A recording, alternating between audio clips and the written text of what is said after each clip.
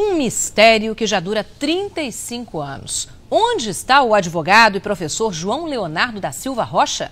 O militante de esquerda foi exilado em 1969. Em 1975, um agricultor chamado José Eduardo Lourenço foi morto pela polícia baiana acusado de roubar terras. O repórter Ricardo Vilches mostra agora que o agricultor morto, na verdade, era ou é o guerrilheiro João Leonardo. Andar pelas ruas e admirar ruínas centenárias da cidade são convite para relembrar o período colonial do Brasil. Mas a história que está para ser revelada agora é mais recente. Aqui pode estar enterrado um desaparecido do regime militar. Palmas de Monte Alto fica no sertão baiano, a 730 quilômetros de Salvador. Para entender o caso, é preciso antes pegar a estrada de chão e andar por 50 quilômetros até chegar ao povoado de Caraíbas. Neste casarão, que hoje integra uma fazenda, se refugiou um personagem da luta armada contra o regime militar.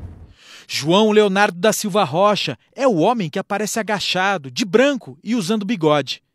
A foto foi tirada na pista do aeroporto do Galeão, no Rio de Janeiro, no dia 5 de setembro de 1969.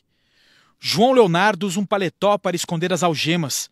Todas essas pessoas eram prisioneiras do regime militar e só foram soltas após um dos episódios mais marcantes da resistência: o sequestro do embaixador norte-americano Charles Elbrecht, no dia 4 de setembro de 1969.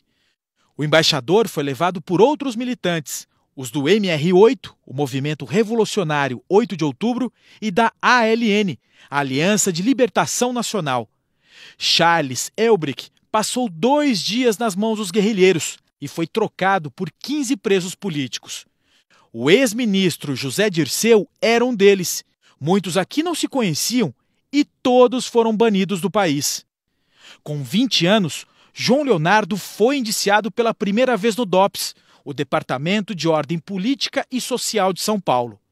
A acusação: escrever um artigo considerado ofensivo aos militares. Foram outras 3 acusações. A mais grave, de participar do plano do assassinato de um funcionário da Embaixada norte-americana apontado como um espião da CIA. Ana Corbusier fazia parte do mesmo movimento político de João Leonardo.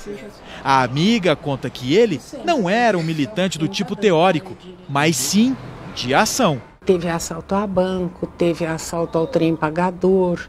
Eles se reencontraram em Cuba, onde os 15 presos políticos trocados pelo embaixador sequestrado desembarcaram.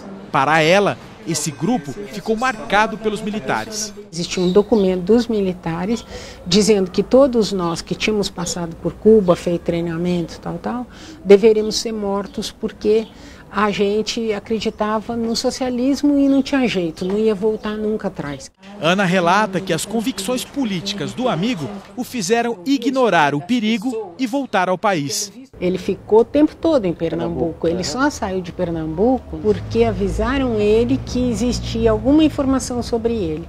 Palmas de Monte Alto foi o último destino do militante baiano.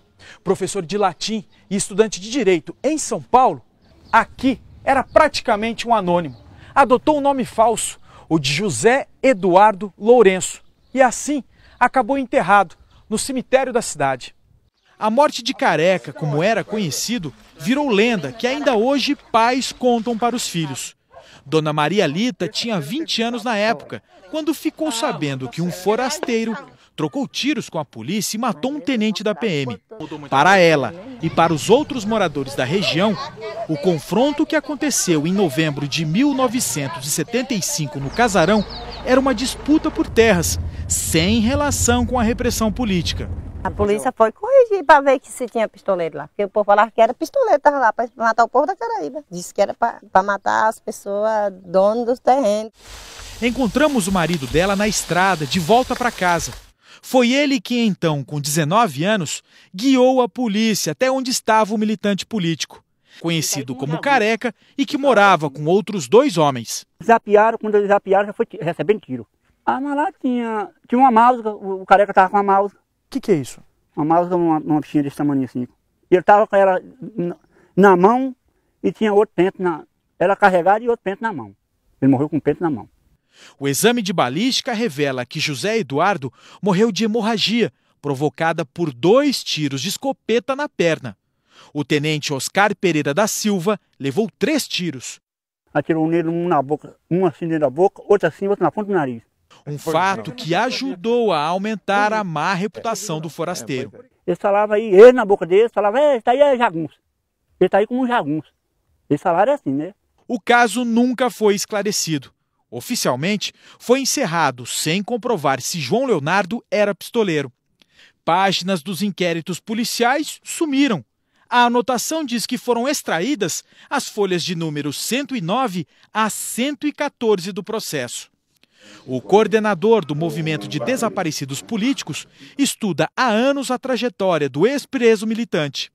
Para Ivan Seixas, não há dúvidas que o José Eduardo, enterrado na Bahia, é o João Leonardo ativista em São Paulo. Pela documentação no inquérito, tem o nome dele, tem o nome da mãe dele, tá assim muito claro que é ele. E o que a gente sabe é que está no cemitério e agora nós vamos colocar a estrutura do governo federal para tentar localizar a sepultura onde ele esteja enterrado, né?